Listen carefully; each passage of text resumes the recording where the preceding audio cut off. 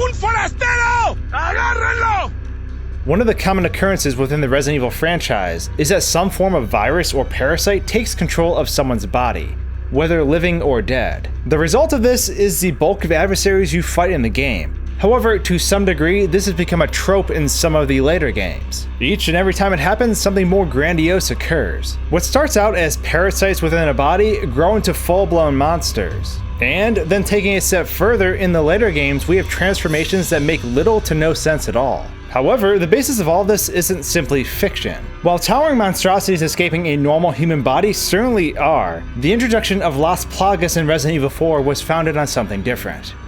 Las Plagas are parasitic creatures that were originally dormant deep beneath the castle area. According to notes found within the game, Sadler manipulated Salazar and eventually convinced him to unseal the area in which the parasites were kept. They then had this mining area excavated and found that parasites within were now fossilized. It had been hundreds of years since they were first sealed, or at least that is what is assumed. However, the parasites had released spores in the air and eventually affected all the miners. Sadler then extracted these parasites from the mining villagers, which is how the parasite was revived. Once infected, the host of the parasite takes on some interesting traits. First and foremost, they appear to be brainwashed. They don't lose their ability to think and strategize like a typical zombie would. They are still alive and have increased strength, endurance, and resilience due to the parasite within. In reality, the parasite probably pushes their body to their limits, yet they can't feel the increased stress because they are numb to the pain. This is why when they are hit with bullets, they still maintain their lock on you.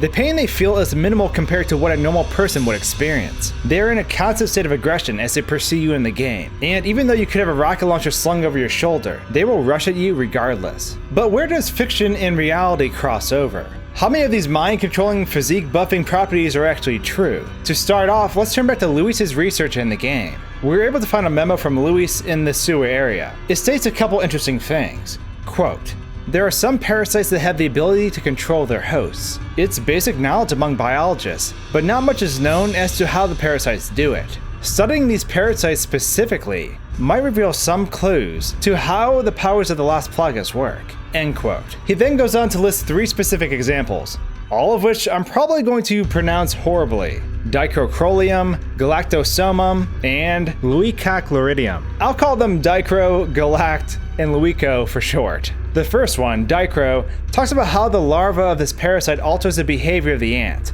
so that it is eventually eaten by sheep or similar herbivores. The second, Galact, talks about how the parasite's larva affects the brain of fish, and causes them to go to the surface of water and get eaten by birds. The third, Leuco, is a similar situation in which an infected snail goes to the top of a plant so it gets eaten by a bird. In all of these situations, the mind of the creature is altered, so that it can pass the parasite's eggs to a much larger creature, where the larva can mature into an adult. In Resident Evil's case, this research is important because Luis uses it to help him understand why the minds of the Ganados become altered.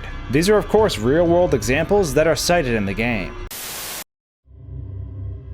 However, this is only one aspect of Las Plagas. Let's talk about increased strength, focus, and resilience. One particular case I find interesting is the topic of certain spiders and wasp larvae. According to an article in the Journal of Experimental Biology, certain wasp larvae feed off of spiders, but during this process, they cause the spider to build a stronger web. They'll eventually become the wasp larva's cocoon. So not only does the spider become a puppet for the wasp, but during this process, this possession, so to speak, actually enhanced the spider's abilities for this particular task, especially given that the spider was in a weakened state due to slowly dying from the parasite. In the case of Trichinella spiralis, which is a form of human worm parasite, the effects of this parasite are believed to aid in cellular muscle regeneration. Not like the Hollywood blow your arm off and grow it back kind of way, but the fact that it has this ability is truly astonishing. According to Richard Dawkins, in the extended phenotype, the long reach of the gene, parasitic larvae can enhance developments in hosts. Quote, "There are reports of snails with trematode parasites having thicker shells than unparasitized snails." End quote. It is believed that the influence of the parasite has the ability to affect the snail's production process of its shell. Thus, it makes the shell thicker and more safer than it would have normally been. A paragraph later in the book, it is explained that this process is a trade-off though. If bodily resources are being doubled for the production of the shell, then that means something else in the body is only receiving half the attention.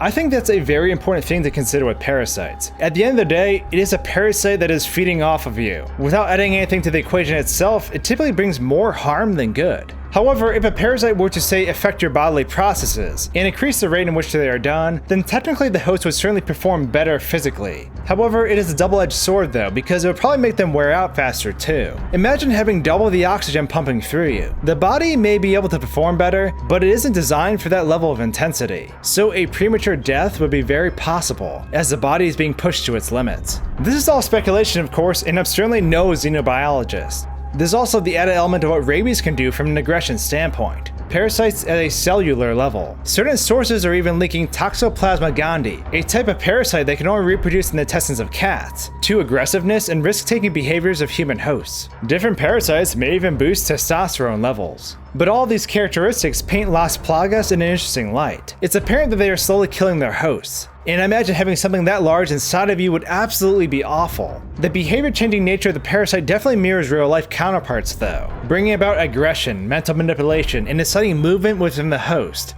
despite any pain they may be feeling. All these things are derived traits from real parasites. They may not have the hive mind capabilities that Sadler seems to control, nor the transform into a huge monster spin, but the way the parasites were set up in the game was neat, because they mirror these elements. It makes me wonder what other parasites influence the further types we encounter in Resident Evil 5, although clearly, some of them are simply outrageous.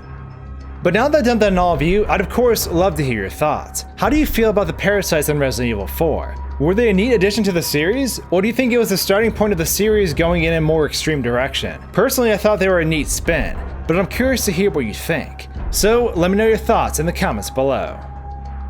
Being a huge Resident Evil 4 fan, I played through the game several times and have encountered quite a lot of odd things. From this happening to this. Yeah, that's two Ashleys. Anyways, a lot of these findings were things I really didn't share online. However, in conjunction with my good friend She Says, we made a video showcasing all the interesting occurrences that take place when you mess with a sequence of events within Resident Evil 4. We've combined the best of our own experiences for a truly remarkable video. It's honestly full of things you won't find anywhere else, and I'm super excited about it. I highly recommend you give Resident Evil 4 Sequence Break a watch. I'll post a link at the end of this video once the video is uploaded. And with that, I hope you enjoyed this biological breakdown. Perhaps some of these other videos will tickle your fancy. I have some other Resident Evil videos as well. Thanks for watching guys and gals, and until my next video, cheers.